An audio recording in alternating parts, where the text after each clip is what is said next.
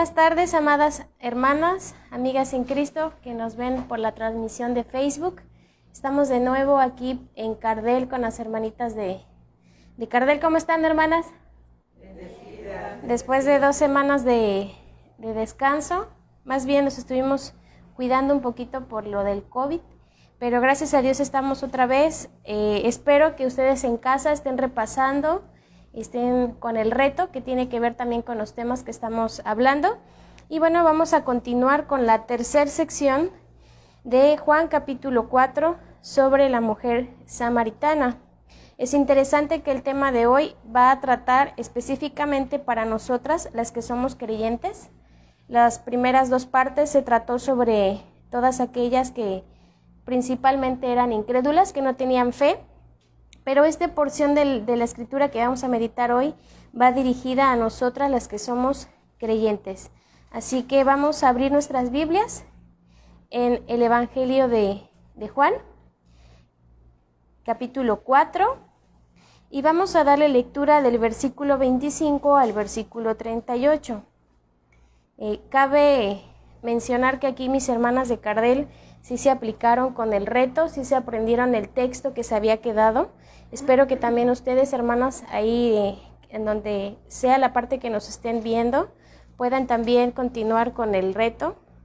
Recuerden que el fin es lo que dice la Escritura, ser llamadas mujeres bienaventuradas, mujeres de bien, teniendo la palabra del Señor siempre en mente. ¿Ya lo tienen, hermanitas? ¿Sí?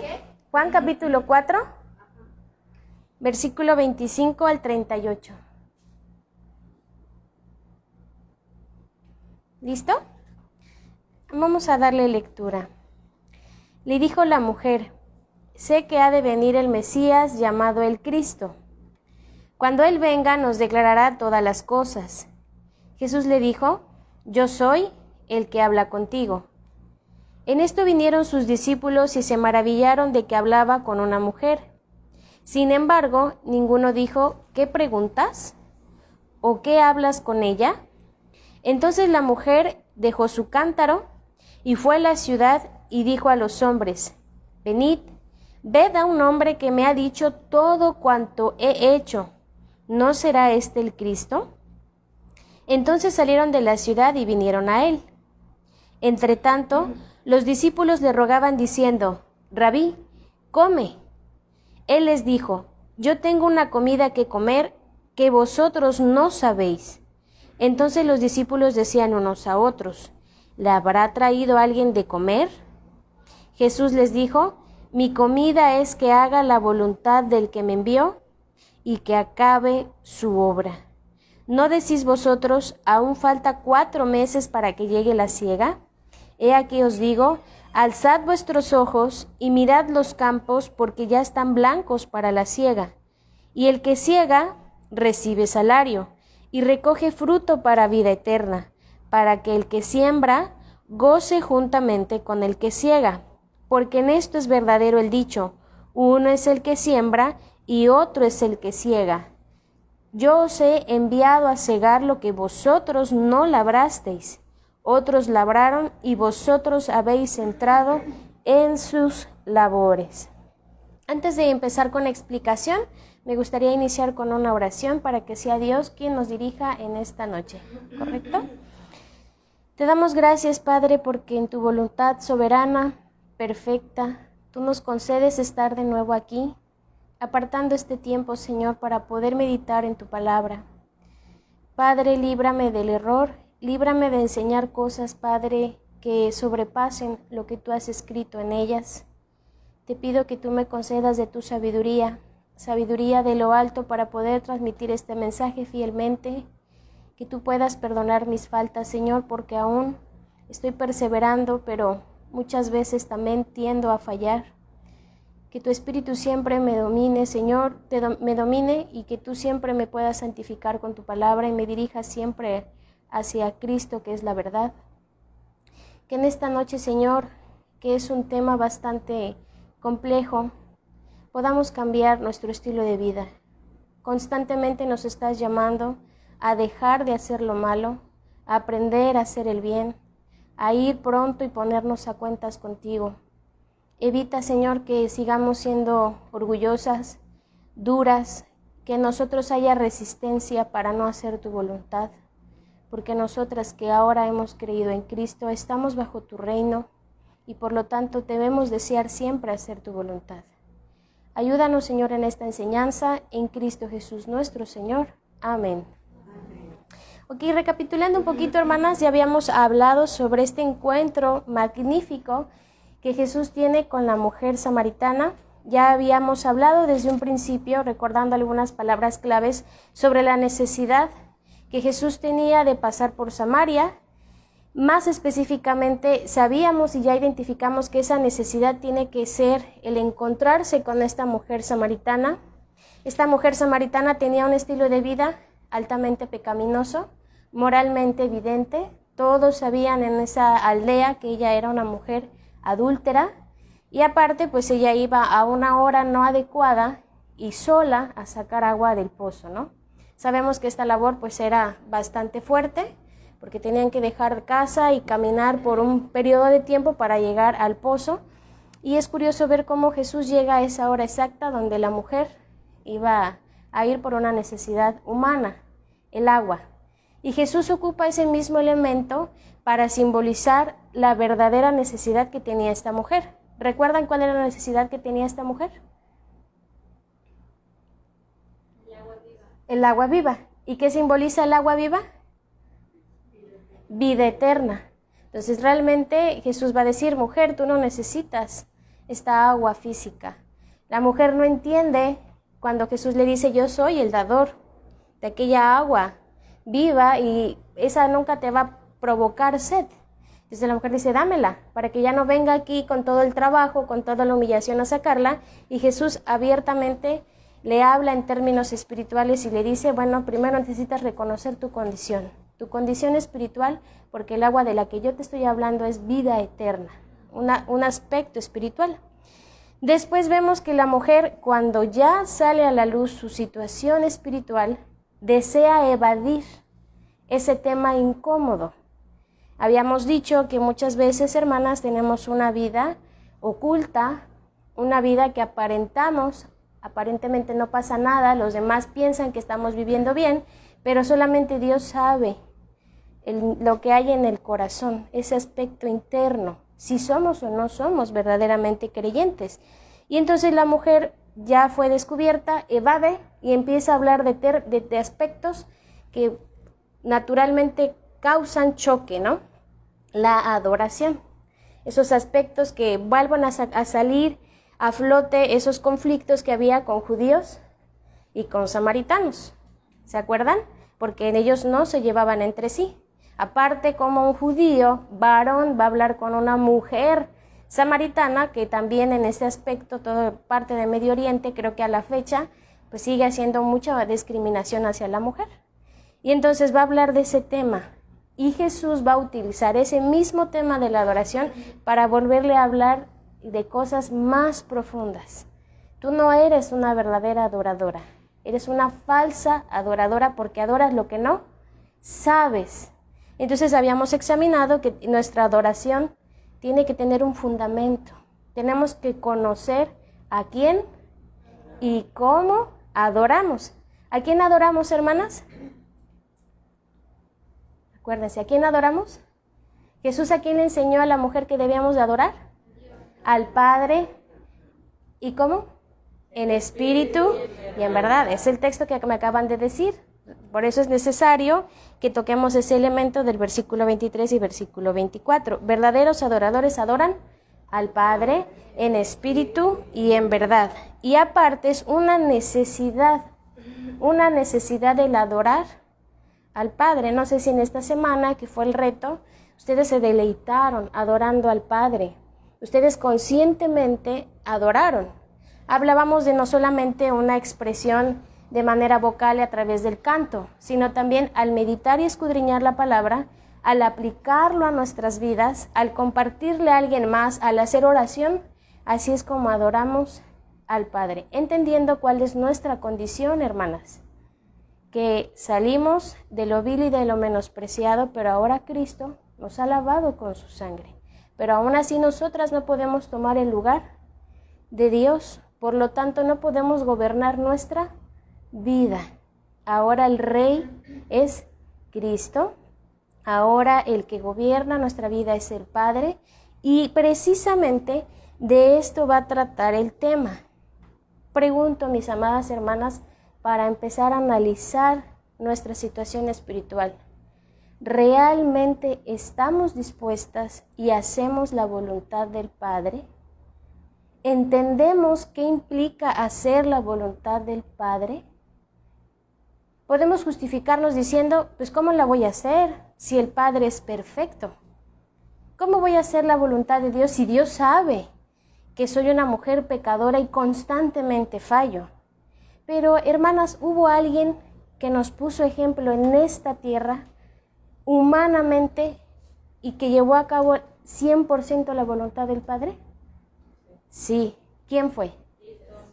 Y Cristo no es el que nos dice, aprendan de mí que soy manso y humilde de corazón. Así que no podemos justificarnos diciendo, la hago a medias, porque Cristo ahora nos da la capacidad como creyentes en hacer completamente la voluntad de Dios.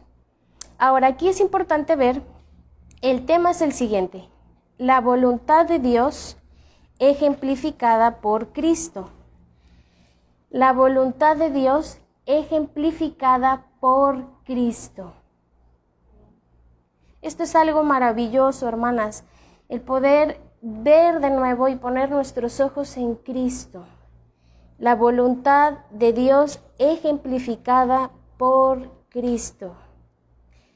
¿Quién debe de ser nuestro modelo a seguir? Cristo. No una hermana madura, no un pastor. Tiene que ser Cristo. Obviamente, no con esto de ser rebeldes, porque también hay un orden que el Señor establece en la iglesia, ¿verdad? Pero Cristo es el modelo a seguir. No podemos poner parámetros humanos y nuestros ojos y nuestras esperanzas en personas pecadoras. Cristo tiene que ser nuestro modelo. Así que si vamos a aprender a cómo hacer la voluntad de Dios y qué aspectos importantes debemos de considerar al hacer la voluntad de Dios, Cristo en estos versículos que acabamos de leer nos los va a mostrar, hermanas. Ahora, cuando la mujer le dice, sé que ha de venir el Mesías, llamado el Cristo, cuando Él venga nos declarará todas las cosas, es una manera, hermanas, respetuosa de decir, ya no me interesa seguir platicando contigo. Ahora, primero, el Señor Jesús la saca a relucir. Es una mujer adúltera, necesitas a Cristo, necesitas la vida eterna que yo te voy a dar. Necesitas conocer el don de Dios y quién es el que te está ofreciendo esta agua. La mujer evade otra vez y mete términos y conceptos de adoración, cosas religiosas. Pero Jesús le dice, no eres verdadera adoradora, eres falsa adoradora y necesitas entender que lo único que se le adora es al Padre en espíritu y en verdad. Y es una necesidad que tú no estás haciendo. Y entonces, ¿qué pasa? 2 veces ha sido confrontada la mujer. ¿Qué pasa con ese orgullo de la mujer? Aunque Jesús lo está haciendo de una manera respetuosa, aunque Jesús lo está haciendo de una manera amorosa, la mujer está chocada, ya no puede escapar. Ahora, ¿de qué va a hablar la mujer? Si se está dando cuenta que todas las cosas o temas que quiere hablar para evadir y hacerle perder la charla, Jesús se las está ganando, les está dando la vuelta. Entonces, de una manera más respetuosa le está diciendo, pues cuando venga el Cristo, Él nos va a declarar todas las cosas. Y como tú no lo eres, pues ya no quiero escuchar. ¿Qué me vas a declarar tú? ¿De qué me vas a hablar ahora? Pero qué cachetada con guante blanco, se dice, cuando el versículo 26 dice lo siguiente, Jesús le dijo, yo soy el que habla contigo. O sea, a la mujer le cayó en ese momento un balde de agua fría. Dice, yo soy el que habla contigo. Y es interesante aquí, hermanas, entender este primer concepto. ¿Ustedes saben qué significa el Mesías, el Cristo? ¿Entienden estos elementos? ¿Por qué a Jesús se le nombra Mesías, Cristo ungido. ¿Sí lo entienden? Levante la mano quien lo entiende. Ok, eso es bueno. No lo entienden, entonces hay que ser sinceras, no lo entendemos. Para eso estamos, para explicarlo. Ahora, hermanas, esto es muy importante porque aquí Jesús está fungiendo como profeta. ¿Se acuerdan que ya lo habíamos dicho? Ahora, Mesías, como lo menciona aquí la mujer, Cristo, es exactamente lo mismo, significa lo mismo. Si decimos que Cristo o Mesías o ungido se refiere a la persona de Jesús, estamos diciendo lo mismo, solamente que estamos utilizando diferentes idiomas. ¿En qué idiomas está escrita la Biblia, mis amadas hermanas? Hebreo, arameo y griego. Hebreo, arameo y griego, ¿sí? El Antiguo Testamento en su mayoría está escrito en hebreo, pero hay fragmentos de arameo por la conquista que hubo con Nabucodonosor ahí en el periodo de Daniel. Pero del Mateo hasta Apocalipsis todo eso está escrito en griego. Así que si decimos Mesías, esto está en idioma hebreo, Mesías. Mesías está en hebreo. Cuando vamos al Antiguo Testamento, vamos a encontrar que a muchos personajes se les llamaba el Mesías, ¿sí? Y en especial había 3 personajes o 3 oficios a los que se nombraban Mesías. Estaba el rey, estaba el sacerdote y estaba el profeta. Los 3 eran llamados Mesías. Ahora, ¿una persona en el Antiguo Pacto podía ejercer los 3 oficios? No. Había una persona específica para el rey, había otra persona específica para el sacerdocio y otra persona específica para fungir como profeta. Ahora, ¿de qué linaje eran los sacerdotes? En un principio eran de Aarón, pero después del linaje de Leví. Esa tribu fue consagrada para el sacerdocio. Así que fuera de los levitas, nadie podía ejercer sacerdocio. Así que todos los levitas eran llamados Mesías en el Antiguo Testamento. ¿El rey David, el rey Saúl, eran Mesías? Sí, porque eran reyes. Así que todos los reyes, aunque se dividieron en el reino del norte y reino del sur, eran Mesías. ¿Y los profetas? El profeta Elías y otros profetas, ¿eran Mesías? Sí. Ahora, ¿qué implica esta palabra, Mesías? En español, hermanas, para que podamos entender un poquito más la palabra, significa ungido. ¿A qué le suena la palabra ungido? Elegido, escogido, indicado. Ahora, no vayamos mucho más para allá. La misma palabra nos lo va a decir, ungido. ¿De dónde proviene ungido? Ungir, untar. ¿Nosotros nos untamos? Sí, nos podemos untar crema, ¿verdad? Nos untamos el champú, cosas que lo usamos para el cuidado de la piel, ¿no? Pero aquí el untar, antes, no sé si les tocó, las abuelitas cuando nos raspábamos o nos hacíamos una herida en la piel, ¿con qué nos curaban? Ungüento. Y a veces era aceite o manteca, ¿verdad? Entonces, eso significa ungido. Viene de la palabra untar, ungir. ¿Qué hacían? Tomaban aceite y delante de todo el pueblo le derramaban el aceite desde la cabeza hasta los pies. Y eso era signo de que el Señor estaba eligiendo a esa persona como su Mesías, como su ungido, ya sea para ser rey, ya sea para ser sacerdote o profeta. Así que si decimos que la palabra Mesías es del idioma hebreo, Cristo, ¿en qué idioma está? En griego, Christos. Así es, en griego, Christos. Así que Mesías en hebreo, Cristo en griego y en español, ungido. Así que yo no peco si digo que Cristo es el ungido. Tampoco peco si digo que Cristo es el Mesías o Cristo. ¿Se entiende? Porque estamos diciendo lo mismo, pero en idiomas diferentes. Entonces, eso se trata de derramar, untar aceite y con eso ya quedaba determinado que ahí la persona iba a representar. Ustedes, para no extendernos, que no es el fin de esta enseñanza, ustedes pueden investigar en casa qué consistía la labor del rey, en qué consistía la labor del profeta y en qué consistía la labor del sacerdote. Porque no por ser rey, sacerdote y profeta podían hacer su voluntad. Ellos estaban sujetos a la voluntad que Dios les determinaba con este encargo o con este oficio. Y si no lo hacían bien, el Señor, ¿qué hacía? Los desechaba. ¿No desechó así al rey Saúl? Sí. ¿El rey Saúl fue escogido por Dios? El pueblo. Estaba el profeta Samuel muy triste y dijo, Dios mío, pero ¿cómo está esta situación? Y él dijo, déjalos. Al final ellos verán la consecuencia de escoger a un rey conforme a la voluntad de los hombres, sino de Dios. ¿Pero David fue escogido por Dios? Sí, porque desde antes de que fuese rey ya había despreciado y desechado a Saúl y ya había considerado a David por rey. Entonces nos damos cuenta cómo ahí estaba también la voluntad de Dios.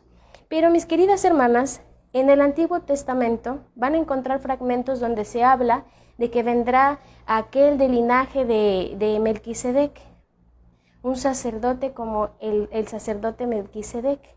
Y de ahí vendría ese linaje, y que Cristo en el Nuevo Testamento se da la referencia de que Él viene de Melquisedec, o que procede del sacerdocio de Melquisedec. También van a encontrar en Deuteronomio que se habla de un profeta. Dice que profeta les levantaré de entre sus hermanos. A él deben de oír. Y todo aquel que oye sus palabras vida tendrá, pero aquel que las desprecie será condenado. Entonces no está hablando de Moisés y los hombres, sino uno semejante a los hombres que va a hablar todo lo que el Padre quiere declarar a la humanidad. Pero también vamos a encontrar que habla ahí de aquel promesa que le hace en 2 de Samuel, que vendría un descendiente de David que reinaría eternamente. No puede ser Salomón, porque Salomón no es eterno.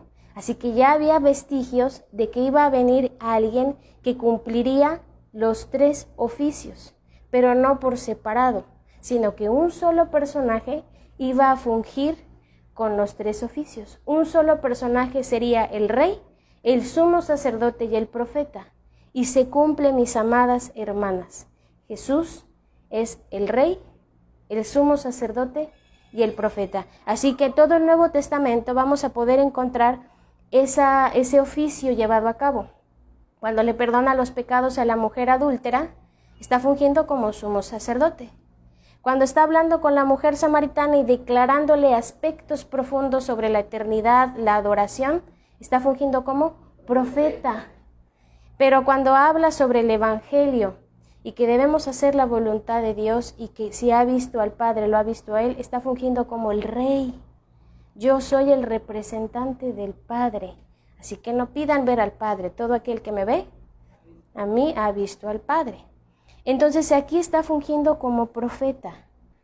Entonces es un shock para la mujer escuchar que él, aquel simple varón que la acaba de exhibir, que cuando le dice, me parece que eres profeta, realmente está diciendo, no es cualquier profeta. Él es el Cristo que se había dicho en el Antiguo Testamento. Pero recordemos que a lo mejor la mujer no tenía el concepto claro, porque ellos solamente tenían como autoridad los primeros 5 libros de la Biblia. ¿Esto qué causa en ellas, hermanas? Un choque tal que ignora por completo a lo que fue. ¿Para qué había ido la mujer? A sacar agua. Pero ella dice, ya no me importa el agua. ¿Por qué? Porque dice que dejó su cántaro, versículo 28, y se fue a la ciudad y le dijo a los hombres. Aquí, hermanas, sí está refiriéndose a los varones, porque la palabra griega que aparece aquí es andras, y esto se refiere a los varones. Así que a todos aquellos varones que la despreciaban por ser mujer y aparte adúltera, a ellos les está diciendo, venid y ved un hombre que me ha dicho todo cuanto he hecho, profeta. ¿Será este el Cristo? O sea, todavía ya se lo acaba de decir, pero quiere ver la reacción de los demás. Quieren que los demás confirmen lo que ella acaba de escuchar. Entonces, hermanas, es por eso que debemos entender que si Cristo está fungiendo como profeta, no hay que poner en tela de juicio su enseñanza, porque a veces lo hacemos. Ay, pero aquí Cristo dice, pero, ay, ¿será? Aquí Cristo dice que no me divorcie, ¿será? Aquí Cristo dice que no ande en yugo desigual, ¿será? Aquí Cristo dice que obedezca a mis padres, ¿será? ¿Lo haga por amor? ¿Será? Entonces, no podemos poner en tela de juicio. Si Cristo lo enseña, eso debe de ser, porque Él es el profeta de Dios. Fuera de Él ya no hay profecía, no soñé, eso ya no debe de existir. Declaré, ya no, porque el que hizo todo y culminó con la profecía fue Cristo. ¿Se entiende? Ahora, ¿por qué dijimos que este aspecto se va a tratar con los creyentes? ¿Se acuerdan a qué habían ido los discípulos? Por comida. O sea, un buen tiempo los discípulos estuvieron fuera del plano en la historia. Simplemente llegaron a la ciudad, Jesús se sienta al posto y los manda por comida. O sea, había una necesidad en ellos física, la comida. Obviamente también en Cristo. Pero de momento ya entra aquí, ¿verdad? Ahora ya pasa la mujer y los samaritanos en segundo plano y entran los discípulos. Y esto es muy interesante porque dice, en esto vinieron sus discípulos. ¿Los discípulos eran creyentes? Sí, por eso seguían a Cristo. Y se maravillaron de que hablaba con una mujer. ¿Por qué se maravillaron? Porque era mujer. Y aparte samaritana. No, pues, ¿cómo? ¿Qué está pasando? Pero sin embargo ninguno dijo, ¿qué preguntas? ¿O qué hablas con ella? Pero esperaron el momento indicado. Cuando la mujer deja su cántaro, ignora por completo el agua del pozo y se va a decirle a los hombres lo que había sucedido, ya entran los discípulos con lo siguiente, versículo 31. Entre tanto los discípulos le rogaban diciendo, Rabí, come. Aquí Rabí, hermana, significa maestro, pero no cualquier maestro, un maestro que era sobre el maestro, o sea, un maestro excelentísimo, aquel que su palabra no se podía refutar, eso significa Rabí. Está diciendo, come, hay una necesidad, tienes que comer, Jesús. Pero ¿qué responde Jesús? Versículo 32. Él les dijo, yo tengo una comida que comer que vosotros no sabéis. Lo mismo que hizo con la mujer samaritana al usar un elemento de la vida cotidiana, lo va a hacer con los creyentes. Ese elemento de la comida lo va a llevar a un grado excelente, a un grado espiritual. Yo tengo una comida que comer que vosotros no sabéis. Hermanas, ¿qué significa eso? ¿Cuál era su comida de Jesús? La palabra. ¿Ah? En este caso, hacer la voluntad de Dios. Exacto, ahí vamos al contexto. Abajito, Jesús lo explica. ¿Y por qué lo explica? Porque los discípulos, ¿qué pasan? Igual que la mujer, no lo entendieron. Y imagínense, hermanas, ellos eran creyentes. Ellos convivían con el maestro. Ellos ya entendían cuál era el lenguaje, pero no lo entendieron. ¿Y cómo sabemos? Versículo 33. Entonces los discípulos decían unos a otros, ¿la habrá traído alguien de comer? Sigue su mente en las cosas físicas, materiales. Entonces Jesús les dice, mi comida es que haga la voluntad del que me envió y acabe su obra. No me importa si como o bebo agua. Mi comida, esa es una parte más importante, hacer la voluntad del que me envió. ¿Recuerdan, hermanas, qué era el reino de Dios? ¿Qué es el reino de Dios?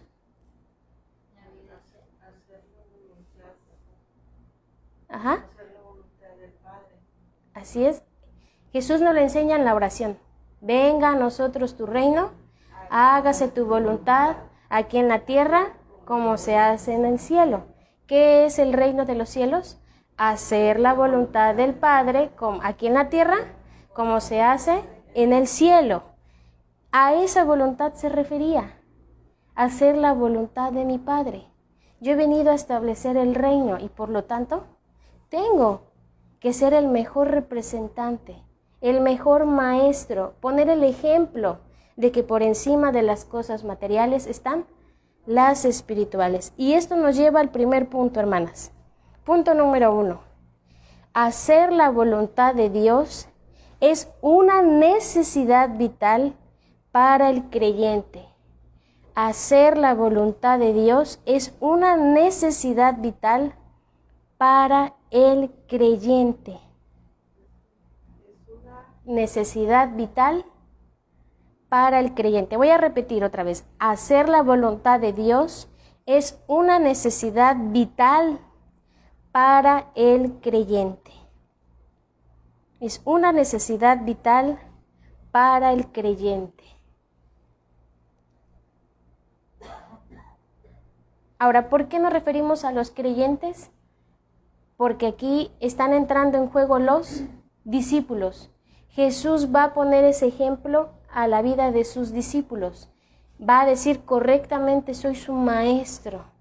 Les voy a poner el ejemplo que deben identificar cuál es la necesidad vital de todo creyente. Ustedes son mis discípulos, entonces identifiquen que en este momento mi comida es hacer la voluntad de mi Padre. Y naturalmente aquí se da el ayuno, hermanas. No es que Jesús le dijo a los discípulos antes de enviarlos por comida, saben que nada más compren para ustedes porque yo voy a ayunar, porque es que me quiero consagrar para poderle hablar bien a la mujer samaritana, para que la mujer samaritana me entienda. ¿Así fue? No. Vemos que Jesús sí estaba dispuesto a comer, los manda por comida. Pero ahora hay una necesidad más importante, que la mujer y esa provincia de Samaria lleguen a la vida eterna, puedan tener una relación íntima con Él y con su Padre, puedan ser salvos. ¿Se dan cuenta, hermanas? Y entonces los discípulos así igual. ¿Cuántas veces, hermanas, menospreciamos esa necesidad vital de hacer la voluntad de Dios? Pero en todas las áreas de nuestra vida. O sea, no solamente en el área eclesiástica, en todas las áreas de nuestra vida, en el área laboral, en el área familiar, incluso decisiones como, ¿qué debo de estudiar? ¿Con quién debo casarme? ¿Son decisiones importantes, sí o no? Sí, pero a veces ¿qué hacemos? Bueno, Dios ya sabe. Yo soy cristiana y sí obedezco a Dios y amo su palabra y me deleito en cantar y sirvo en la iglesia, pero yo quiero estudiar esto. Y pregunto, ¿ya lo consultaste con Dios? ¿Es la voluntad de Dios que estudies eso? Ah, pues sí, pues es que yo no soy buena para otra cosa más que para eso. Entonces, pues como yo soy buena para eso, eso voy a estudiar. Otra pregunta importante, hermanas, y no es con fin de incomodar a nadie. ¿Con quién debo casarme? ¿Es creyente? En primer lugar, ¿es verdadero creyente? No solamente de palabra, sino de hecho. ¿Sirve en la iglesia? ¿Ministra en la iglesia? ¿Ama al escudriñar la palabra? Porque no puede ser un candidato para considerar casarse a alguien que no es creyente. Hermanas, esto es peligroso. Corintios dice que si se unen en yugo desigual es alta traición a Dios. Alta traición a Dios, o sea, no es cualquier cosa. Alta traición a Dios. Así que tú no lo vas a convertir. He escuchado muchas veces eso de, es que si viene, yo soy creyente, pero es que yo voy a hacer luz para él. Él está en tinieblas, pero yo voy a hacer luz. Y si viene y lo traigo, él va a llegar a ser salvo. Ajá, ¿tú eres Dios? ¿Puedes trabajar y actuar en su corazón? ¿Sabes acaso si Dios realmente está pensando eso para ti? No somos Dios. Y sí seremos luz, pero no estamos siendo luz. Estamos siendo de estorbo, por cuanto esa persona se está dando cuenta que no somos fieles en lo poco, hermanas. Que podemos burlarnos de Dios, que podemos traicionarlo las veces que queramos. Al final Dios es un Dios de misericordia, al final Dios es un Dios de perdón. Entonces, con cosas tan insignificantes, hermanas, realmente estamos dispuestas a hacer la voluntad de Dios. Es una necesidad vital, vital. En la instrucción de los hijos, sus niños, si están pequeños, ¿identifican en qué lugar están cuando vienen a la iglesia? O solamente no distinguen si están en la escuela, si están en el parque. Ellos tienen que distinguir que están en un lugar adorando a Dios. Deben de contribuir en adoración. Pero a veces dejamos a los hijos a un lado. Cuando sean grandes y conscientes los instruiré. Y no debe de ser así. Si estamos casadas con esposos inconversos porque llegamos a la fe en ese estado, ya casadas con un inconverso, ¿qué sabes tú? Dice Pablo. Si quizás tu esposo se convertirá. Por tanto, no debes de dejarlo. No te divorcies. Cristo aún más dijo, lo que Dios juntó, no lo separe el hombre. Eso es hacer la voluntad, hermanas. Pero muchas veces gana mi voluntad y no la voluntad de Dios. Y estamos perdiendo de vista lo vital, esa necesidad vital de hacer la voluntad de Dios. Pongámonos tantito en los pies de Jesucristo. ¿Él sabía que su mismo pueblo lo iba a rechazar? Sí.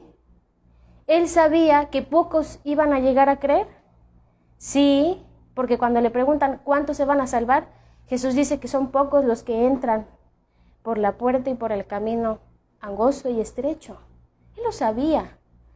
Pero no vemos a un Jesús diciendo, ay, ¿para qué voy a hacer la voluntad del Padre? Si de todos nada más se van a salvar 5, ¿para qué voy a venir a sufrir? ¿Para qué voy a venir a sujetarme a una humanidad, a limitarme, a hacerme súbdito de mi propia creación? ¿A qué voy a venir a sentir la ausencia del Padre cuando esté en la cruz por causa de estos pecadores? ¿Vemos así a Cristo? Vemos a Cristo dispuesto a hacer la voluntad del Padre. Es una necesidad vital. Así como era vital el agua para la mujer, Jesús dice, es más vital la vida eterna. Que puedas conocer el don de Dios y quién es, quién soy yo. Así para los discípulos como la comida era vital, Jesús le está diciendo a los discípulos, no se queden con eso. Realmente lo vital es hacer la voluntad de mi Padre. ¿Se entiende, hermanas? Vamos al punto número 2. Hacer la voluntad de Dios nos da un panorama claro de nuestra misión en la vida. Hacer la voluntad de Dios nos da un panorama claro de nuestra misión en la vida. Si se quedan, me dicen.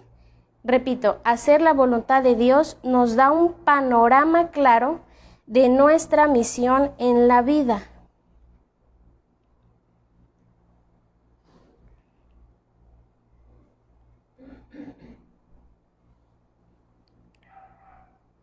¿Listo? ¿Sí?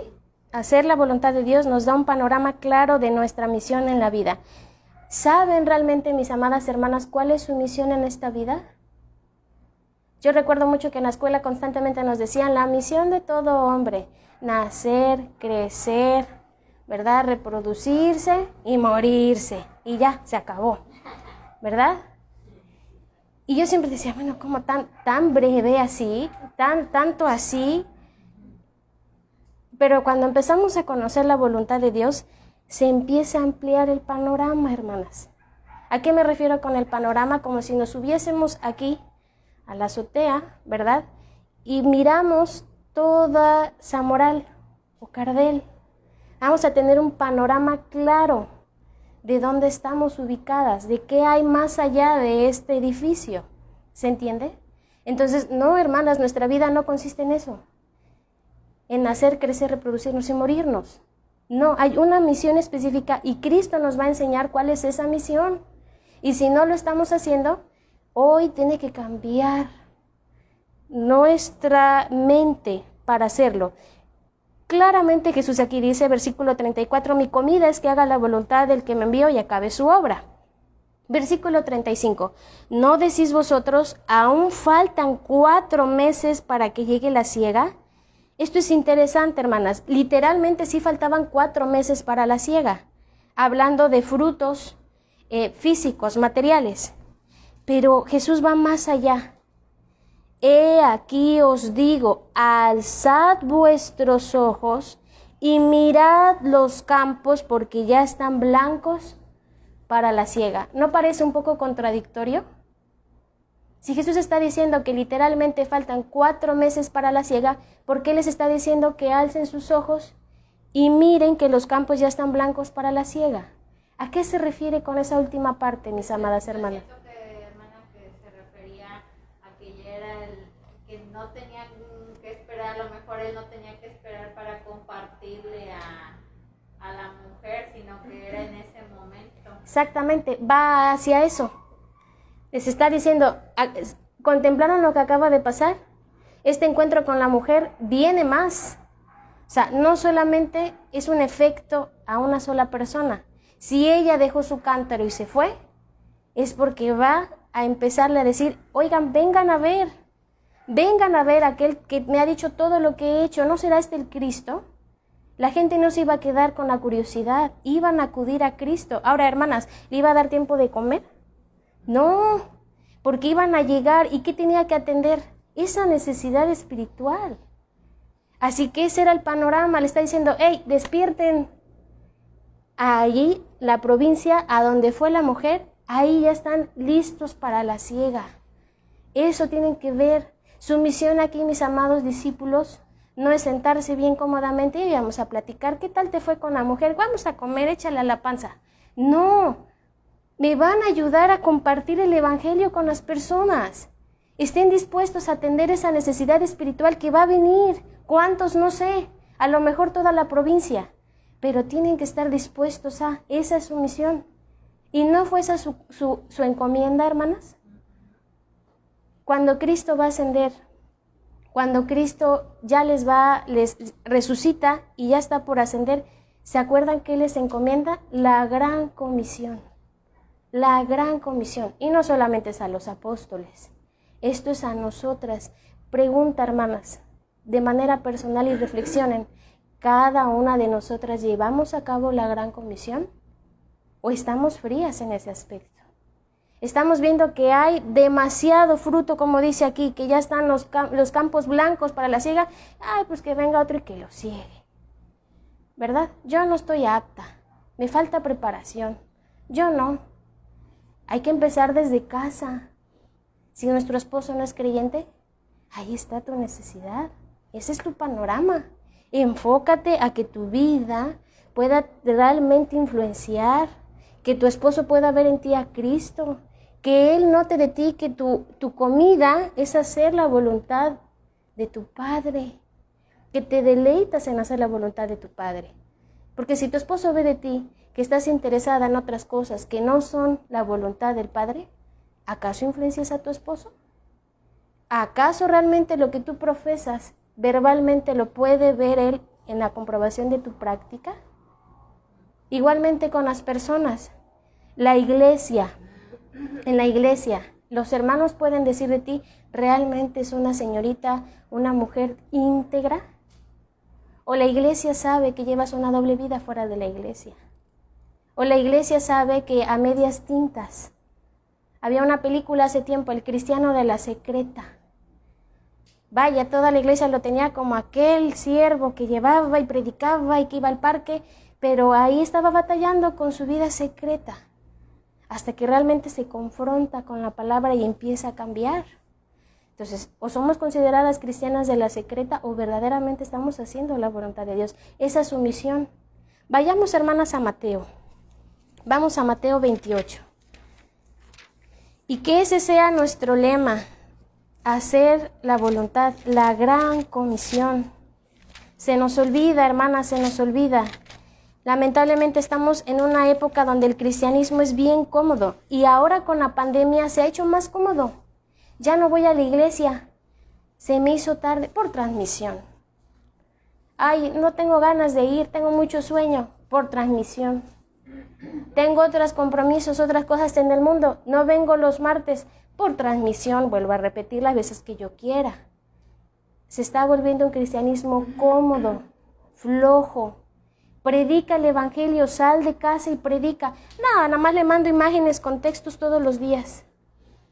Le voy a mandar cantos todos los días y ahí el cantito le va a expresar lo que es Cristo. ¿Eso es la gran comisión? ¿Acaso Cristo les dijo aquí, escriban cartas y mándenselas? y ahí que lo comparten. No. ¿Qué dice aquí Mateo 28, 19?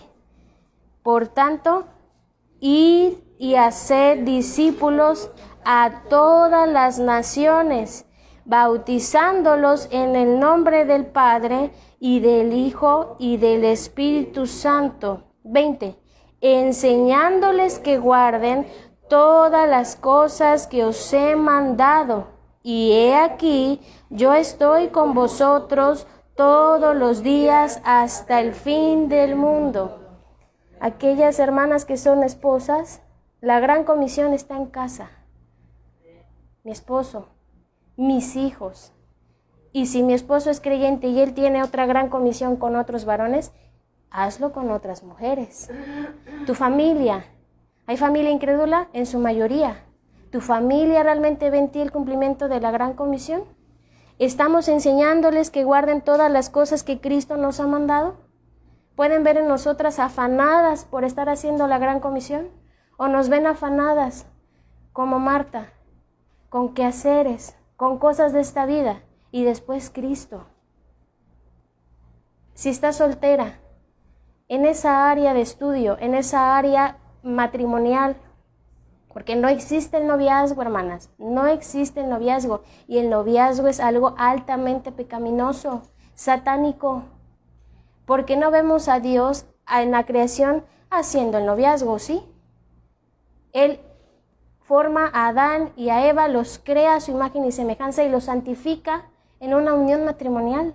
Y es por eso que Jesús enseña eso sobre el matrimonio en Génesis. No vemos una relación de noviazgo. Eso es, de verdad, hermanas, peligrosísimo. Y si ustedes como madres lo permiten, están pecando, hermanas, terriblemente. Alta traición a Dios. Recuerden, alta traición a Dios. ¿Qué pasa con el noviazgo? Hay pasiones a flote, ¿o no? ¿Qué le dijo Pablo a Timoteo? Huye de las pasiones juveniles.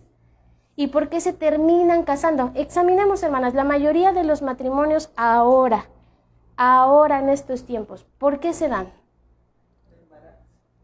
Es que ya salió el chiquillo, ya se comió la torta. Ahora ya no es, vamos a casar, debemos casarnos, ya no queda de otra. ¿Y por qué vemos un alto nivel de divorcios? Porque estaban haciendo cosas ilícitas. Se da, hermanas, y es que a veces a mí me preocupa porque cierran sus ojos, se engañan. La carne es carne. Proverbios dice con el hombre, hacia la mujer extraña, ¿tomará fuego el hombre en su seno sin que sus vestiduras ardan? Pues no. Hay pasiones de flote en las señoritas y en los jóvenes. Y no nos engañemos, hermanas, no es que se agarran la manita y ya, se dan un abrazo de amistad y ya. Es que la pasión lleva, el toque, la piel, el contacto, lleva a terminar haciendo una intimidad sexual. Y lo peor, hermanas, no es eso. Lo peor es que si nuestros hijos eran vírgenes y terminan teniendo relaciones sexuales y después ya no es su novio, ya está con otra, ya está con otro, empieza el adulterio. Porque después con la otra persona va a ser lo mismo. Y después con otra persona y ya va a estar repasada y repasado por 20 y ya llega a casarse. Imagínense, ¿eso es motivo de celebración, hermanas? ¿Eso es motivo de que realmente la chica porte blanco? ¿Realmente se puede decir es casta? ¿Qué dice Tito? Que enseñen las ancianas a las más jóvenes a ser castas. ¿Qué tiene que ver la castidad? Con la pureza sexual. Con la pureza sexual, no con la inmoralidad. ¿Y qué hacemos? Vamos y decimos, hermana, no es correcto que su hijo esté aquí con una relación de noviazgo, esto. Y de verdad, y no quiero aludir a nadie, hermanas, de verdad, ni las que están en transmisión ni las que están aquí. Y luego dice, es que se ven en el parque y yo estoy ahí en el auto viéndolos. Ahí estoy yo, viéndolos ahí. Que no se vayan más para allá, que no se vayan al oscurito, ahí estoy viéndolos. Vienen a mi casa. Voy allá, voy acá. ¿Y? ¿Esa es la voluntad de Dios? Hermana, es que esa carrera lo va a llevar o la va a llevar a la perdición. Vaya, es la mera mata de las pasiones caídas. Ay, hermano, pero ya qué puedo hacer.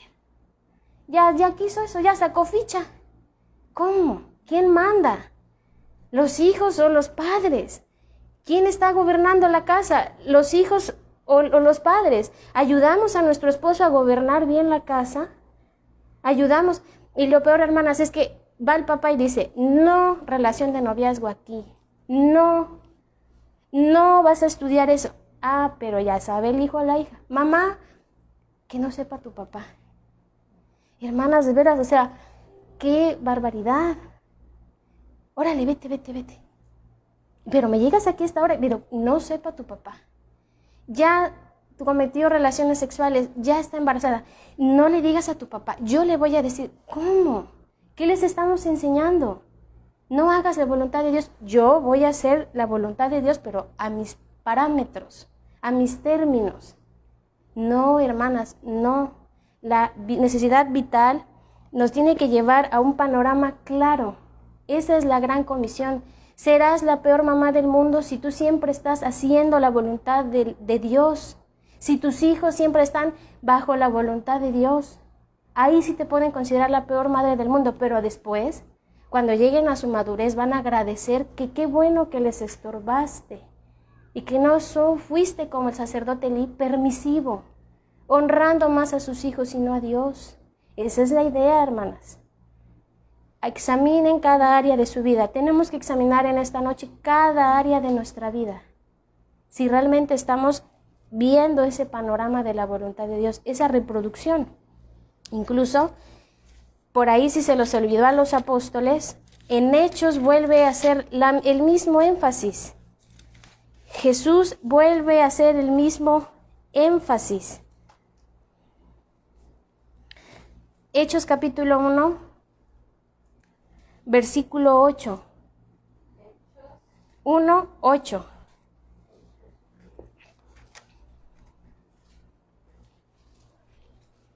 Hechos 1:8. Dice, pero recibiréis poder cuando haya venido sobre vosotros el Espíritu Santo, y me seréis testigos en Jerusalén, en toda Judea, en Samaria y hasta en lo último de la tierra. ¿Por qué Jesús está considerando aquí a Samaria, hermanas? Porque Él fue, con el ejemplo, a hacer la voluntad del Padre. Gracias a que Cristo estuvo dispuesto a comer una comida espiritual, que era hacer la voluntad del Padre, aquí se puede considerar a Samaria. Porque ese efecto, hermanas, causó que muchos, y eso lo vamos a ver dentro de 8 días, que muchos en Samaria creyeran en Cristo. Así que, ¿tus hijos ven en ti eso? ¿Ellos pueden ser influenciados a que los conduzcas a la fe? ¿A que realmente entiendan quién es Dios? Porque es grave, hermanas. Cuando se habla con los jóvenes aparte, no sé quién es Dios. Sí, mamá pone sus cantos ahí en la pantalla y les sube para que escuche y los sermones. Ajá, pero tu mamá te enseña, tu mamá te instruye, tu papá te lee, tu papá te explica, ¿has entendido qué es el reino? Aspectos básicos, hermanas, no saben qué es la fe. ¿Qué es el reino de los cielos? ¿Ya eres salvo? No sé. ¿Estás seguro de tu salvación? No, pues tampoco. Y serán excelentísimos misioneros y miembros de la iglesia, sirviendo, que qué bárbaro. Pero sus hijos no tienen conocimiento. Están descuidando la gran comisión que tienen desde casa, hermanas. Desde su familia. Ya ni se diga de la iglesia. ¿Se entiende? Número 3, hermanas. Hacer la voluntad de Dios nos da recompensa para la eternidad. Hacer la voluntad de Dios nos da recompensa para la eternidad. Hacer la voluntad de Dios nos da recompensa para la eternidad.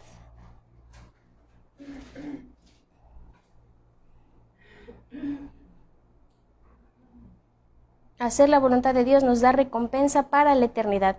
¿Cómo sabemos esto? ¿Jesús lo puso de ejemplo? Sí. Versículo 36. Versículo 36 de Juan 4. Y el que ciega recibe salario y recoge fruto para vida eterna. Hermanas, no es en vano hacer la voluntad de Dios, no es en vano, porque realmente recibimos una recompensa. Pero ¿cómo sabemos que no es una recompensa en aspecto material? Porque aquí Cristo dice, recoge fruto para vida eterna. Cristo como profeta les está enseñando a los discípulos y a nosotras en esta noche como creyentes que debemos realmente de recibir recompensa.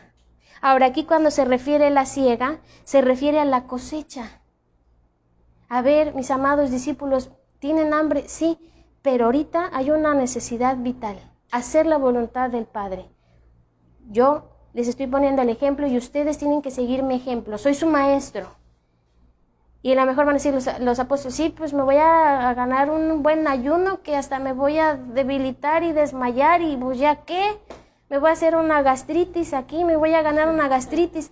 No, Jesús está diciendo, van a recibir salario, van a recibir recompensa, pero no aquí, sino en la vida eterna. Y Cristo nos puso este ejemplo. ¿Recuerdan lo que dice Isaías 53, hermanas? Una profecía que habla directamente de aquella obra, que iba a ser el siervo del Señor. La palabra siervo, hermanas, es la palabra griega doulos, esclavo. Así que no es cualquier siervo. Jesús vino a ser esclavo del Padre, sujeto a lo más alto a su voluntad. No vemos a un Jesús diciendo, en esto sí me sujeto, pero en esto no me sujeto, ¿verdad? Porque yo soy igual que tú, ¿y cómo me voy a sujetar? No, todo lo que Él hizo, lo hizo en base a la sujeción excelente del Padre. Vamos a Isaías 53. Isaías capítulo 53. Isaías 53, 10 al 11.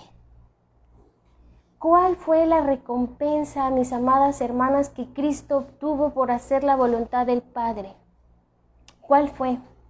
¿Fue en la tierra? No, porque a la corta edad de 33 años y medio, Él humanamente fallece. No, sino su linaje que verá. Exacto, ahí va la profundidad. Versículo 10. Dice así, Isaías 53, 10. Con todo eso, el Señor quiso quebrantarlo, sujetándolo a padecimiento. Cuando haya puesto su vida en expiación por el pecado, verá linaje, vivirá por largos días, y la voluntad del Señor será en su mano prosperada. 11. Verá el fruto de la aflicción de su alma y quedará satisfecho. Por su conocimiento justificará mi siervo justo a muchos y llevará las iniquidades de ellos. Quedó satisfecho, hermanas. Cristo quedó satisfecho. Humanamente Él no dejó familia, porque Él se consagró por completo a Dios, porque esto era solamente un paso, pero sí vio linaje. ¿Cuál fue su linaje? Nosotros, los 12, las mujeres que servían y seguían a Cristo. Después, esa dispersión por causa de la muerte de Esteban y toda esa área que Pablo trabaja con los gentiles y Pedro trabaja con los judíos, todo eso hasta que llega a América la predicación del Evangelio de Cristo. Nosotros somos ese linaje. Eso es lo que Cristo realmente sabía, que su recompensa estaba en la eternidad. Verá linaje, verá el fruto de la aflicción de su alma y quedará satisfecho. Así que eso nos enseña, hermanas, que si Cristo se puso como ejemplo, no solamente lo hizo de palabra, ¿o sí? ¿Qué iba a mostrarles a sus apóstoles? En ese momento lo estaba poniendo en práctica, pero aún una enseñanza más excelente, estando en esa cruz, era la confirmación de estoy haciendo la voluntad del Padre. Así que toda potestad me ha sido dada. Filipenses dice que por lo cual Dios le dio un nombre que es sobre todo nombre, para que en el nombre del Señor Jesús se doble toda rodilla de los que están en la tierra, en los cielos ¿Se entiende, hermanas? Ese es el ejemplo. Cristo fue el ejemplo de cómo iba a recibir esa recompensa para la eternidad. Pero incluso también Pablo nos dice y nos vuelve a confrontar en cuanto a nosotras como creyentes, ¿cuál es esa recompensa? Primera a los Corintios 9, versículo 16. Hermanas, si ustedes han visto ya, han detectado que su mayor necesidad vital es hacer la voluntad del Padre, que hagamos la voluntad del Padre, que esto nos está abriendo el panorama, que ya estamos alzando nuestros ojos y estamos dándonos cuenta que la gran comisión se ha descuidado y que con la pandemia ni se diga. Ya no estamos predicando, pero es algo incoherente. No venimos a la iglesia, pero sí vamos a las fiestas con cubrebocas y que nos saniticen y todos con cubrebocas. Pero sí vamos a otros lugares, pero no a la iglesia. Entonces, ¿cómo? No, hermana, ¿cómo me manda usted a predicar el evangelio a mi vecina? Pues está COVID, está la contingencia. Sí, pero yo la vi en el mercado echándose sus gorditas, hermana. ¿Cómo? Y ahí en el mercado hay mucha gente. ¿Cómo no está dispuesta a ir a casa? ¿Se entiende? Entonces, perdemos de vista el panorama. Hay necesidad en casa y fuera de casa. Así que el anunciar el evangelio no es cosa insignificante porque recibe recompensa. Primero a los Corintios 9, versículo 16 al 18. Dice así: pues si anuncio el evangelio, no tengo por qué gloriarme, porque me es impuesta necesidad. O sea, Pablo no lo está haciendo para que digan, qué superhombre. No, le es impuesta necesidad. Su necesidad vital, hacer la voluntad del Padre. ¿Y qué dice? Y ay de mí si no anunciar el evangelio. Por lo cual, si lo hago de buena voluntad, ¿qué, hermanas? Recompensa tendré. Pero si de mala voluntad, la comisión me ha sido encomendada. Porque también cuenta mucho eso, hermanas. ¿Cuál es nuestra voluntad? ¿Cómo es nuestra actitud al hacer la voluntad del Padre? ¿Por compromiso? ¿Por el qué dirán? ¿Porque me están presionando? ¿Para que ya no me estén diciendo? ¿Para que no me estén aconsejando y exhortando a cada rato? O como aquí lo dice Pablo, de buena voluntad. Me nace, así como me nace desayunar, como me nace comer, como me nace deleitarme con un postre, como me nace acostarme en cama y reposar. Ese mismo deseo tenemos que hacerlo de buena voluntad. Versículo 18. ¿Cuál pues es mi galardón, mi recompensa? Que predicando el evangelio, ¿qué, hermanas? Presente gratuitamente el evangelio de Cristo para no abusar de mi derecho en el evangelio. Y aún va más allá. Versículo 24. ¿No sabéis que los que corren en el estadio, todos a la verdad corren, pero solo uno se lleva el premio? Corred de tal manera que lo obtengáis. Así que hay que ser perseverantes. Los atletas, ¿cómo se cuidan, hermanas? ¿Cuánto tiempo entrenan? ¿Cuánto tiempo tienen esa voluntad y entera? Así lo mismo, corred de tal manera que lo obtengáis. Versículo 25, todo aquel que lucha, de todo se abstiene. Ellos a la verdad para recibir una corona corruptible, pero nosotros una incorruptible. Ahí está la recompensa, hermanas.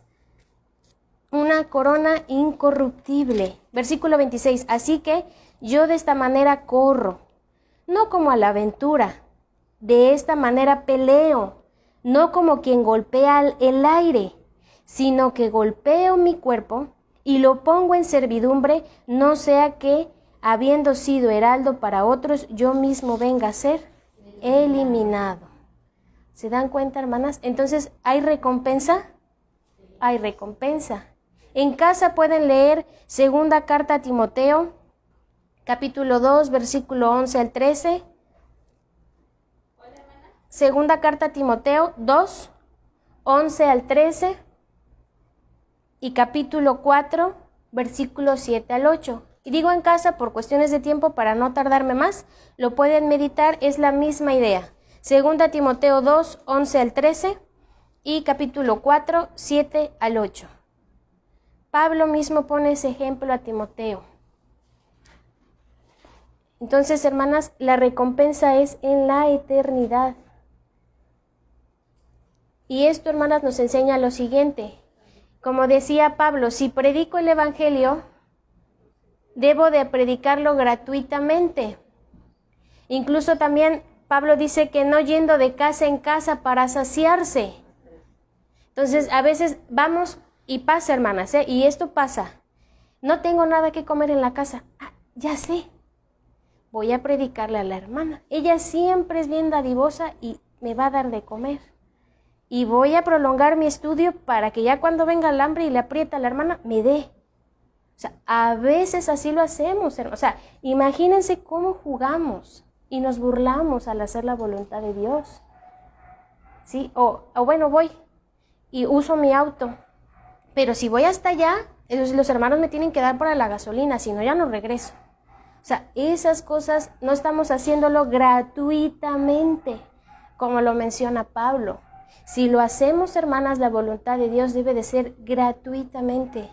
Ya si a los hermanos les nace darnos, ofrendarnos, es los hermanos. ¿Sí? Pero si no, no debemos, ¿para qué vengo? Ya no voy a venir, ¿para qué le voy a predicar? ¿Se entiende, hermanas? Entonces, eso es la voluntad de Dios enfocada a la voluntad de Dios, no a mi deseo. Aquí ya no existe lo que Greta desea.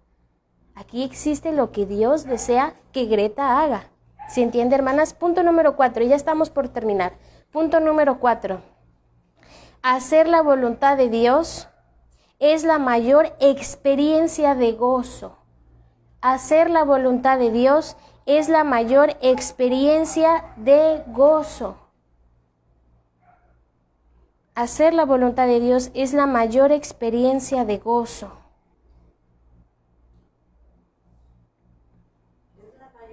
Experiencia de gozo. Hacer la voluntad de Dios es la mayor experiencia de gozo.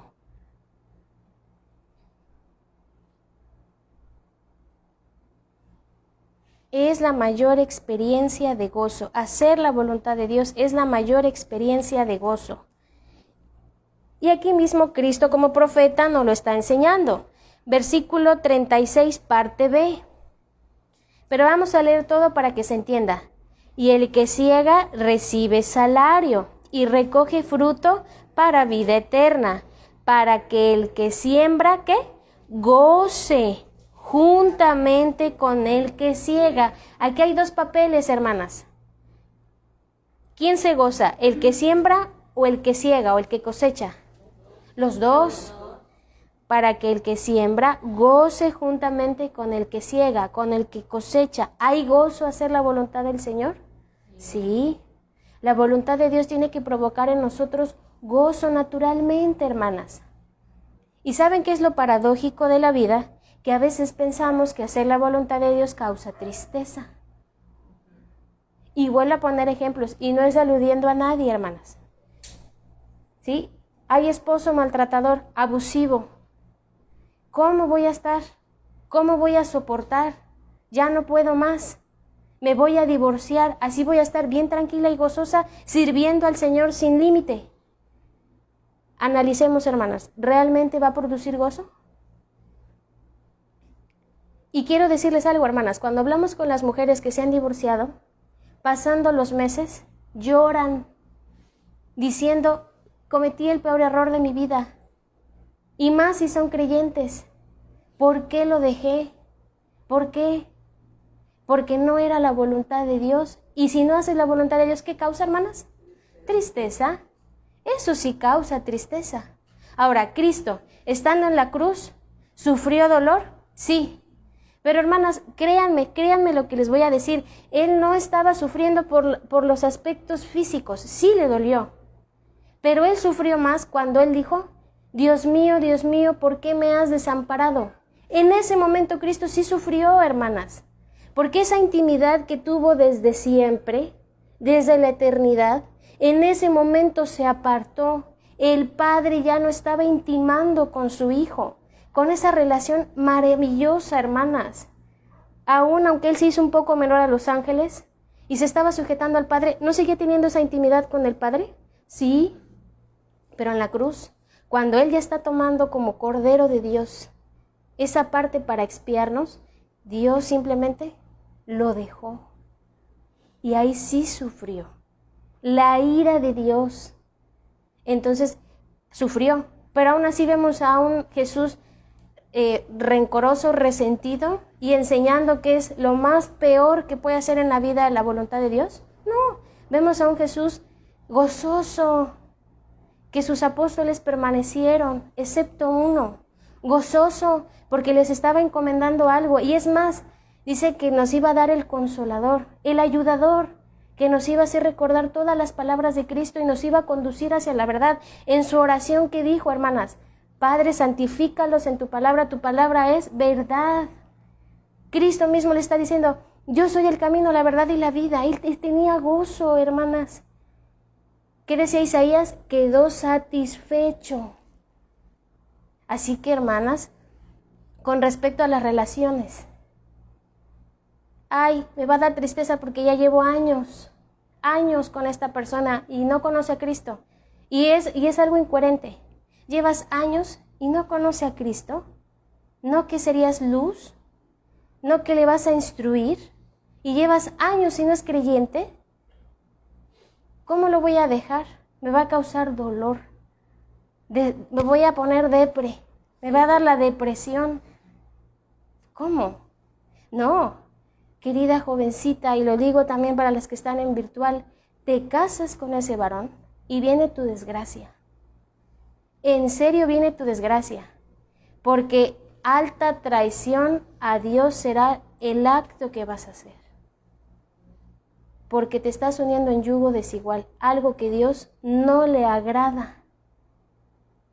Así que es lo peor que pueden hacer y como madres las aliento, hermanas, no lo permitan, evítenlo, estórbenles. No cierren sus ojos y digan, pues ya ni modo. No, y si los chamaquitos o los jovencitos lo hacen, ¿para qué vas a asistir a su boda? ¿Acaso es motivo de ser participantes de eso? ¿De gozarse haciéndole pachanga y boda? No, es algo incoherente. Y de veras, hermanas, es impactante. Una hermana me lo dijo, mi hijo se va a casar con una inconversa. Y yo le dije, hijo mío, ¿vienes por la bendición? No puedo bendecir algo que Dios no está bendiciendo. Eso es traición, maldición. Y le dijo, pero yo soy tu hijo, madre. ¿Acaso no vas a ir ni siquiera conmigo a la misa y a la firma que seas testigo de mi unión? Y le dijo, no, porque es necesario obedecer a Dios antes que a los hombres. Y no fue. Y es increíble, hermanas, lo contaba llorando, me duele porque es mi hijo, pero no me duele con tristeza de que no fui. Me duele porque mi hijo no se está dando cuenta que va a terminar en ruina. Y hermanas, dicho y hecho, a los 2 años ese matrimonio estaba desbaratándose. El hijo chillando, buscando a la mamá, humillado, pidiéndole perdón, buscando al pastor para que le resuelva la situación. ¿Pero qué se puede resolver? Ya el muchacho dispuesto a dejarle casarse con una cristiana. Imagínense la profundidad. Y diciéndole, no, decidiste casarte, quédate con ella. Así que ese es el punto, hermanas. No es un cuento de hadas, y menos el matrimonio, que es una unión con personas pecadoras. Mi esposo y yo somos pecadores los dos. Y los dos hemos tenido que aprendernos a amar. Y ahora los dos somos una sola carne. Él imagen y semejanza y yo imagen y semejanza. Y los dos, ahora con Cristo, gracias a que Cristo está en nuestras vidas, hemos podido superar todas las cuestiones de un matrimonio normal. Pero glorificando a Dios. ¿Nuestros hijos glorifican a Dios? ¿Nuestra unión glorifica a Dios? ¿Lo que estudio glorifica a Dios? ¿Realmente puedo decir, esto me va a ayudar para poder cumplir la gran comisión? Si no, lo que estás estudiando son para puros méritos personales y económicos y no en función al reino, no estás haciendo la voluntad del Padre. No es motivo de gozo. ¿Se entiende, hermanas? Entonces, naturalmente es el gozo y hay que cambiar el chip. Si aprendemos a hacer el bien y dejamos de hacer lo malo, vamos a estar gozosas, gozosas. Y esto no implica que no vamos a sufrir nada. Cristo dijo, en el mundo tendréis aflicción, pero confiad, yo he vencido al mundo. Porque aquí queda fuera lo de la prosperidad y que todo te va a ir bien y color de rosa. Claro que no, porque Cristo dijo que por causa de Él, el mundo nos iba a aborrecer porque a Él primero lo aborrecieron. Pero no vamos a estar tristes, vamos a estar gozosos, vamos a estar llenas de gozo. ¿Se entiende, hermanas? Y es examinar, en este momento, ¿mi vida realmente está en gozo? ¿O hago un recuento y la mayoría es dolor y sufrimiento? Y examinar, si estoy en dolor y sufrimiento, ¿es porque estoy haciendo la voluntad del Padre realmente? ¿O pienso? ¿O me justifico? ¿Qué es lo peor? Me justifico, utilizando principios bíblicos fuera de contexto para seguir haciendo mi voluntad. Juan 15, versículo 11, nos enseña sobre la voluntad del Padre. Y el gozo que Cristo le daba. Fíjense, Juan 15, 11, hermanas. Juan capítulo 15, versículo 11. Y aquí nos vamos a dar cuenta cómo Cristo estaba gozoso. Y quería que ese gozo también estuviera en nosotros cumplido. Juan 15, 11. ¿Lo tienen, hermanas? Estas cosas os he hablado. O sea, todo el contexto del versículo 15 y 14. Perdón, capítulo 15 y 14.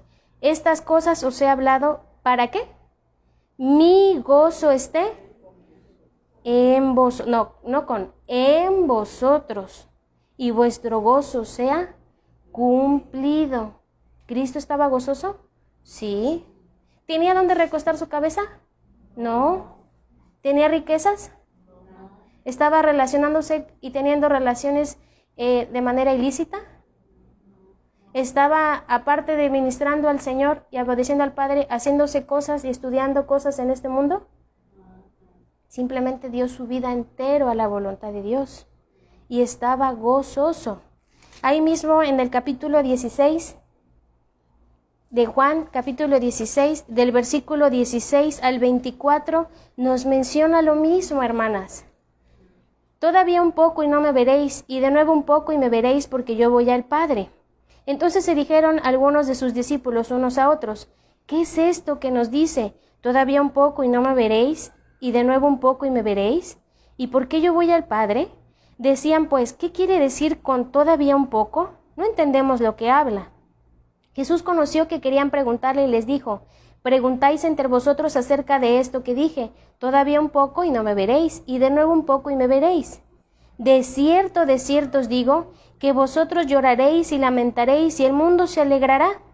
Pero aunque vosotros estéis tristes, vuestra tristeza se convertirá en gozo. ¿Por qué iban a estar tristes, hermanas? ¿Por qué iban a estar tristes los apóstoles? Por la muerte de Cristo. Porque iban a ver la dureza de la humanidad, la dureza de la nación judía y romana entregando injustamente a Cristo.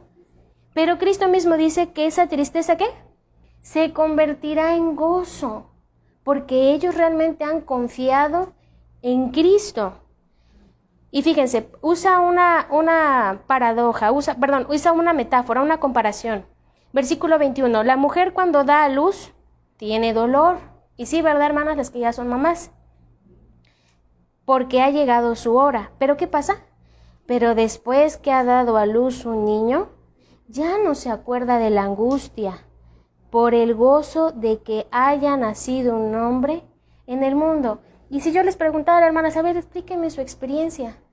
Casi todas siempre dicen, no, pues yo me estaba vomitando, muriendo del dolor, desmayándome, pero cuando salió, en ese momento se me olvidó. En ese momento tomé a mi bebé en las manos y ya, soy la mujer más feliz del mundo. Ese dolor valió la pena. Es lo que está comparando aquí Jesucristo. Y es lo mismo. Por breve tiempo van a estar tristes llorando por mi pérdida, pero voy a volver a venir. Esa es la idea. Un poco de tiempo no me veréis, pero volveré. Me van a volver a ver. Así que ya no van a estar tristes todo el tiempo. Recuerden, voy a resucitar. Es decir, va a estar gozosos. ¿Se entiende? Entonces, esa es la idea, hermanas. Y dice aquí también vosotros ahora, versículo 22, tenéis tristeza, pero os volveré a ver, y se gozará vuestro corazón, y nadie os quitará vuestro gozo. En aquel día no me preguntaréis nada. De cierto os digo, que todo cuanto pidiereis al Padre en mi nombre, os lo dará. Hasta ahora nada habéis pedido en mi nombre, pedid y recibiréis para que vuestro gozo sea cumplido. ¿Se entiende? Entonces ahí está, hermanas, todo en relación a la voluntad del Padre. ¿Cómo lo pedimos? Si sacamos del cuadro y del plano la voluntad de Dios, son cosas personales que Dios no puede responder. ¿Se entiende? Porque no estamos dispuestas a pedir bajo la voluntad de Dios. Y por último, hermanas, punto número 5. Hacer la voluntad de Dios implica estar conformes con nuestra misión en la vida. Hacer la voluntad de Dios implica estar conformes con nuestra misión en la vida. Hacer la voluntad de Dios implica estar conformes con nuestra misión en la vida.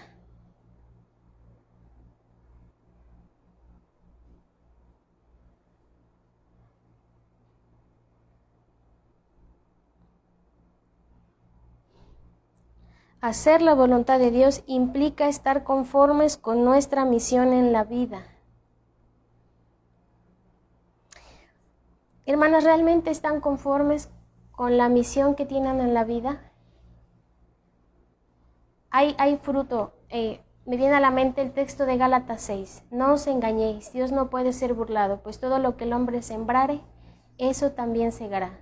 Hay dos clases de siembra, dice ahí Gálatas. El que siembra para el espíritu, segará para vida eterna. Pero el que siembra para su carne, de su carne segará corrupción. ¿Realmente están satisfechas? Si sus esposos no son creyentes, ¿están satisfechas con el resultado de la vida de su esposo? ¿Están conformes con la influencia que han sido para sus esposos? Con sus hijos. ¿Realmente, hermanas, están tranquilas y conformes con la influencia que ustedes han dado como padres y madres a sus hijos? ¿O han sido tolerantes a su pecado? Si el hijo constantemente falla diciendo que ama a Cristo, pero realmente no hace la voluntad del Padre y no está haciendo esa necesidad vital, ¿por qué no les estorban, hermanas? ¿Por qué si su esposo se está queriendo poner firme y poner instrucción, por qué ustedes por otro lado, en secreto, impiden esa autoridad?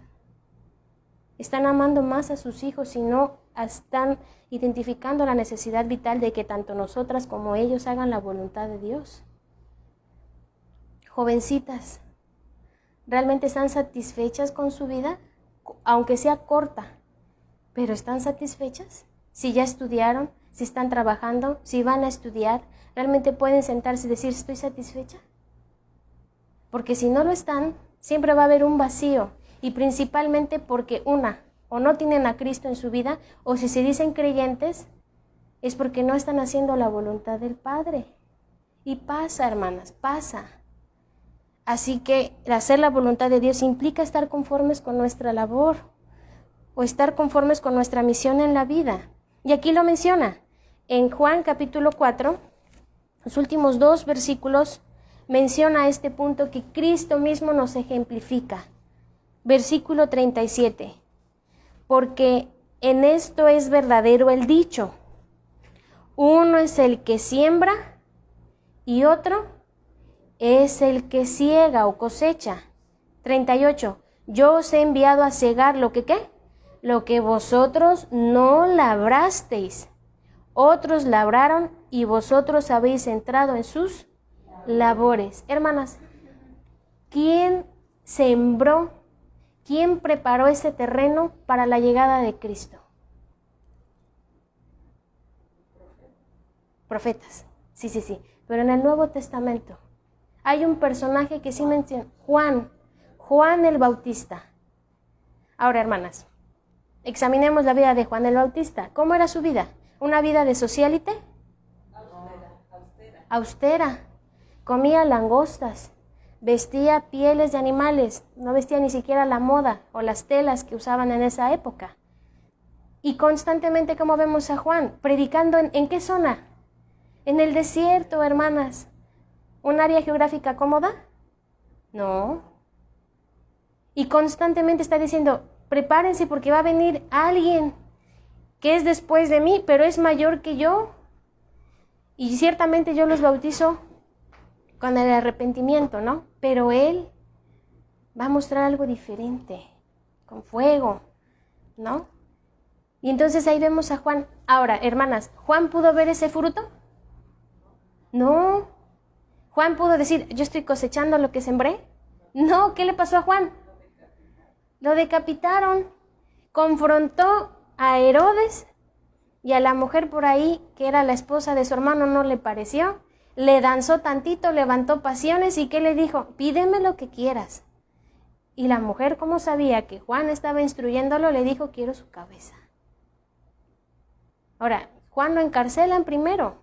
¿Y qué vemos a Juan? Primero, humanamente se queda, ¿será este el Cristo? Lo bauticé y escuché una voz que decía, este es mi hijo, pero ¿será? ¿Y qué manda hacer Juan? Manda a sus discípulos a preguntar. Y hermanas, qué hermoso que Jesús le dice, no le dice abiertamente, sí soy. Le cita un versículo que citó el profeta. Y entonces con eso, cuando lo escucha Juan, ¿qué está diciendo? Sí es, ¿no? Vale la pena mi encarcelamiento, vale la pena, me van a quitar la cabeza, pero es. Y entonces muere, ya no se ve más la acción de Juan. Pero ¿qué pasa, hermanas? En los primeros capítulos del Evangelio de Juan, vemos que esos discípulos que estaban con Juan, porque Juan tenía discípulos, ¿a dónde van? Con Cristo. Y también les enseñó y dedicó su comisión a ellos, que cuando ven a Cristo, ¿qué dijeron? He aquí el Cordero de Dios, que quita el pecado del mundo. Pudieron identificar a la perfección que Él era Jesús el Cristo, del que habló el profeta Juan. Perdón, que habló el profeta Juan, sí era un profeta. Y entonces valió la pena. No lo pudo contemplar. Pero ahí está. Ahora, ¿quién más sembró? Jesús. Jesús siguió con esa siembra, trabajando 3 años y medio en la vida de estos hombres que claudicaban a veces. Que ahí vemos a un Pedro que primero mucha fe y después andaba ahogando. Primero mucha entera de entregar su vida y después ya lo andaba negando. Dedicó su vida. ¿Vio el fruto? Humanamente no. Pero ¿quién sembró? ¿Quién cosechó? Los apóstoles. Los apóstoles, toda esa enseñanza de Juan, toda esa labor de Jesús, la vinieron a cosechar los apóstoles porque se hace, esa gran comisión de manera global. No solamente en la región de Judea, de Samaria, sino hasta lo último de la tierra. Y esto, hermanas, es lo que enseña Corintios con Pablo. Ahí había divisiones, unos que eran de Pablo, otros de Apolos, otros de Cefas. ¿Y qué dice Pablo? Pues, ¿quiénes somos? Nosotros solamente sembramos, pero otro es el que la riega, ¿verdad? Pero otro es el que cosecha. Y al final Dios es el que concede el fruto como Él quiere. Y a veces hay rivalidad, hermanas, en la comisión. No, si yo fui a esta zona y yo le compartía a tantas, ¿y tú por qué, hermana, vas y les vuelves a decir? ¿No? O a veces pasa, yo la visité y por mucho tiempo y no quiso. ¿Y por qué la traes tú, hermana? ¿Por qué la traes tú? No, si es mi invitada, yo la empecé. No. Muchas veces, hermanas, vamos a sembrar y nosotras no vamos a poder cosechar, pero otros sí. Y esa es la idea. Hermanas, analicen un poco la situación. No se visualicen en la vejez con sus hijos. No, hermanas. Solamente Dios. Ya dice la Escritura en Corintios que Él ha prefijado el límite del tiempo y la cuestión de la habitación en esta tierra. Ustedes deben empezar a sembrar en la vida de sus hijos, porque, ¿quién sabe, hermanas? En 1 año o 2, el Señor las llame a su presencia, ¿y quién va a cosechar ese fruto? Otro. Nos hemos topado con eso. Mi madre constantemente me decía y me instruía y me enseñaba y esto, y se murió. Pero ahora si estoy aquí, es porque otra hermana me siguió ministrando y esa hermana pudo cosechar la siembra. Esa es la idea, hermanas. No se visualicen que van a llegar a los 80 años. Ojalá y Dios conceda que sí. Ojalá y Dios conceda que vean a sus nietos en el camino del Señor. Que ojalá ustedes puedan decir, gloria a Dios que la descendencia que tú me permitiste fue una descendencia para Cristo y no una descendencia para el diablo. Ojalá, hermanas, pero no se confíen. Hoy tenemos que salir así. Y aunque yo esté joven, no me tengo que confiar, hermanas. He estado en 2 situaciones y 2 veces en las que de verdad sentí que me iba, que el Señor me estaba llamando. Y aquí me dejó. Y por lo tanto ahora valoro el tiempo que el Señor nos concede. ¿Cuántos hermanos no enfermaron de COVID? Mi padre enfermó, mi hermana y mi madre. Y yo hablaba con ellos y decía, tenemos que pedirle a Dios que nos muestre su voluntad. Hay aspectos en la vida que a veces ignoramos y viene la disciplina. Viene esto para fortalecernos. Y mi padre me decía, sí tienes razón.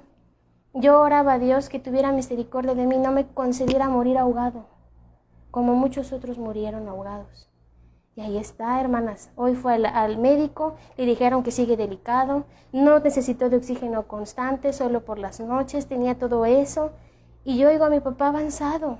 Es la misericordia de Dios, hermanas. Entonces ese es el punto. ¿Cuánto van a durar nuestros padres? No lo sabemos. ¿Cuánto van a durar, hermanas? No lo saben. ¿Cuántas veces dejan a niños de 5 años? Pequeñitos. Pero entonces siembren, hermanas, siembren haciendo la voluntad de Dios. Y si no van a cegar ustedes, no van a cosechar, otros sí van a cosechar de ese fruto sembrado. Si sus hijos ya están grandes, sigan sembrando, empiecen si no lo han hecho. Y si sus hijos ya están casados, ustedes pueden seguir sembrando en ellos. Ya no con la misma autoridad por cuanto ahora a lo mejor muchos ya son cabezas de familias o esposas, sujetas a sus esposos, pero su influencia, su consejo, sí puede ser un consejo hacia Cristo, hacia hacer la voluntad de Dios. Y ese es el énfasis, hermanas, la voluntad de Dios ejemplificada por Cristo. Estos son los aspectos. Cristo, con esto, vaya, no podemos pensar más allá de lo que es la voluntad de Dios, hermanas. Cristo aquí nos está enseñando cuál es la verdadera voluntad de Dios y los aspectos que implica la voluntad de Dios. No sé si tienen alguna pregunta, hermanas, dudas, comentario. No, me gustaría solo leer un pasaje para alentarnos en esta noche.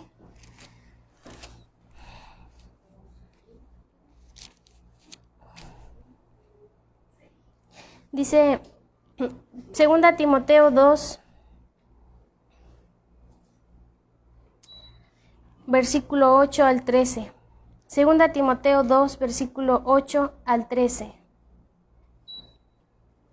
Acuérdate de Jesucristo, del linaje de David, resucitado de los muertos conforme a mi evangelio, en el cual sufro penalidades hasta prisiones a modo de malhechor, mas la palabra de Dios no está presa. Por tanto, todo lo soporto por amor de los escogidos, para que ellos también obtengan la salvación que es en Cristo Jesús con gloria eterna. Palabra fiel es esta: si somos muertos con Él, también viviremos con Él. Si sufrimos, también reinaremos con Él. Si le negáremos, Él también nos negará. Si fuéramos infieles, Él permanece fiel. Él no puede negarse a sí mismo. Acuérdate de Jesucristo, le dice Pablo a Timoteo. Tenemos que acordarnos de Jesucristo y empezar a hacer la voluntad del Padre. ¿Sí, hermanas? Me gustaría terminar con una oración, si no tienen dudas. ¿Todo quedó claro, hermanas? ¿Sí? Vamos a orar.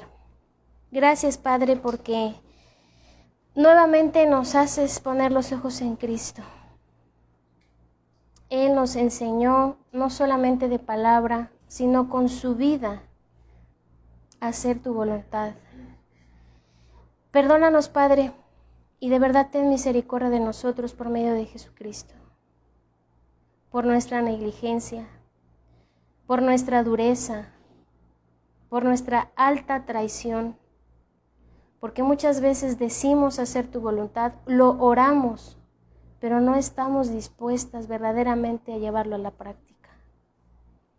Gracias porque por medio de Cristo hemos aprendido los aspectos que verdaderamente implican hacer tu voluntad.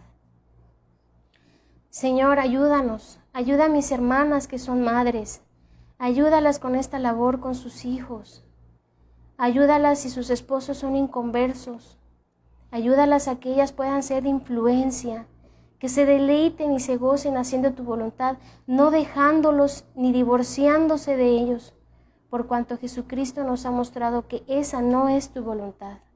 Por sobre todas las cosas, tu voluntad es el perdón, así como tú nos has perdonado, aunque nosotros no lo merecíamos, Señor. El amor.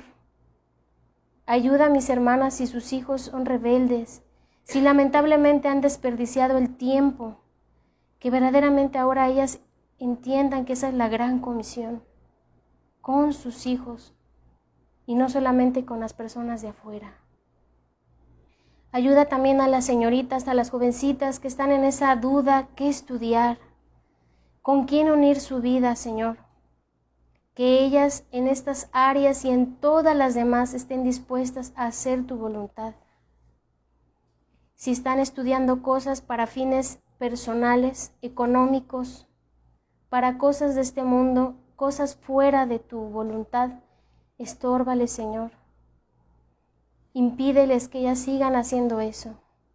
Y si mis hermanas jóvenes están en relaciones ilícitas con hombres casados, divorciados, y principalmente con hombres inconversos, que ellas estén dispuestas a hacer tu voluntad y dejar esas relaciones ilícitas, Señor, que realmente no son tu voluntad.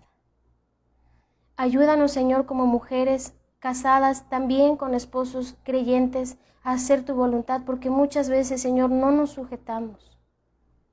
Nos sujetamos en lo que nos gusta y en lo que no nos sujetamos, Señor, y fallamos muchas veces en esas áreas. Y líbranos, Señor, de contradecir a nuestro esposo si nuestros hijos lo buscan y les priva nuestros esposos cosas y nosotras a escondidas les permitimos cosas pecaminosas. Líbranos, Señor, que realmente de entero nuestra vida sea para hacer la voluntad, porque esa es la necesidad vital que tenemos. Que en esta noche vayamos con esto, con esa necesidad vital. Provoca en nosotros esa necesidad vital de hacer tu voluntad. De que nuestra vista no esté corta, sino podamos contemplar el panorama de esa gran comisión que tenemos y hacerlo, Señor, para que estemos gozosas. Aunque sufrimos penalidades por causa de Cristo, hay gozo en nuestro corazón porque ahora le pertenecemos a Cristo. Y también, Señor, si estamos sembrando, confiar en que si en tu voluntad será que cosechemos, glorificado seas. Pero si en tu voluntad está que otro u otra coseche por nosotros, que también seas glorificado. En Cristo Jesús nuestro Señor, te damos gracias por tu palabra y encomendamos todo esto y te lo pedimos. Amén. Gracias, hermanas, por su atención. Estén listas y dispuestas para mañana el reto. El reto va a consistir en este tema y pues anímense, hermanas. Pasen buena noche.